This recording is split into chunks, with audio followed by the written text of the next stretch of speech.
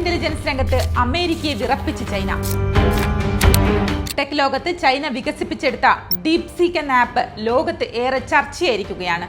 സാങ്കേതിക രംഗത്ത് അമേരിക്കയെ ഞെട്ടിച്ചുകൊണ്ടാണ് ഈ ചൈനീസ് ആപ്പിന്റെ മുന്നേറ്റം. പ്ലേ സ്റ്റോറിലും ആപ്പിൾ ആപ്പ് സ്റ്റോറിലും ഡീപ്സീക്ക് ഡൗൺലോഡ് ചെയ്യുന്നവരുടെ എണ്ണത്തിൽ കുതിച്ചു ചാട്ടമാണ് നടത്തിയിരിക്കുന്നത്.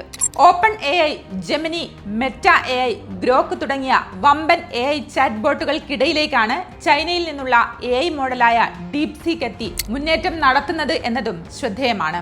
ദിവസങ്ങൾക്കുള്ളിൽ ആപ്പിൾ സ്റ്റോറിൽ നിന്ന് ഏറ്റവും കൂടുതൽ ഡൗൺലോഡ് ചെയ്യപ്പെട്ട സൗജന്യ ആപ്പായി ഡീപ്സീക്ക് മാറിക്കഴിഞ്ഞു. ചൈനയിലെ ഹാങ്ഷൗ ആസ്ഥാനമായുള്ള AI ഗവേഷണ ലാബാണ് ഡീപ്സീക്ക് എന്നറിയപ്പെടുന്നത്. അതിന്റെ ഏറ്റവും പുതിയ വെർഷനാണ് R1. AIയിലും ക്വാണ്ടിറ്റേറ്റീവ് ഫിനാൻസിലും പശ്ചാത്തലമുള്ള എഞ്ചിനീയറും സംരംഭകനുമായ ലിയാങ് വെൻഹെങ് എന്ന 40 വയസ്സുകാരൻ 2023 കമ്പനി സ്ഥാപിച്ചത്. തുടർന്നിങ്ങോട്ട് ചൈന സർക്കാരിന്റെ പിന്തുണയോടെ വൻ മുന്നേറ്റമാണ് ഡീപ്സീക്ക് നടത്തിയത്. ഡീപ്സീക്കിന്റെ അപ്രതീക്ഷിതമായ മുന്നേറ്റം US സാങ്കേതിക വ്യവസായത്തെ ഒന്നാകെ ഞെട്ടിച്ചിരിക്കുകയാണ്. അമേരിക്കൻ ഓഹരി വിപണി തകർന്നടിഞ്ഞു. AI ചിപ്പ് നിർമ്മാതാക്കളായ NVIDIAയുടെ ഓഹരികളിൽ 16% ഇടിവ് രേഖപ്പെടുത്തി. നഷ്ടം $500 ബില്യൺ എത്തി. അമേരിക്കയിൽ ഡൊണാൾഡ് ട്രംപ് അധികാരത്തിലെത്തി $500 ബില്യൺ AI പദ്ധതി പ്രഖ്യാപിച്ചതിന് പിന്നാലെയാണ് അമേരിക്കൻ വിപണിയെ തകർത്തുകൊണ്ട് ഡീപ്സീക്ക് വിപണികളിൽ സജീവമായത്.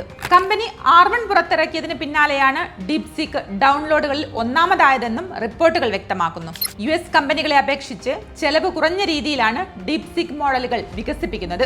വിവിധ സാങ്കേതിക വിദ്യകൾ പരമാവധി ഉപയോഗപ്പെടുത്താനും കൂടുതൽ സൗകര്യങ്ങളും ഡീപ്സീക്ക് മോഡലുകൾ ഉറപ്പു നൽകുന്നുണ്ട്. ഏതായാലും അമേരിക്കൻ വിപണിയെ വിറപ്പിച്ചുകൊണ്ടുള്ള ഈ കടന്നുവരവിൽ ഡീപ്സീക്കിന് നേരെ സൈബർ ആക്രമണങ്ങളും തുടങ്ങിയിട്ടുണ്ട്. സൈബർ ആക്രമണങ്ങളുടെ പശ്ചാത്തലത്തിൽ പുതിയ രജിസ്ട്രേഷനുകൾ ഡീപ്സീക്ക് താൽക്കാലികമായി നിർത്തിവെച്ചു എന്നാണ് റിപ്പോർട്ടുകൾ.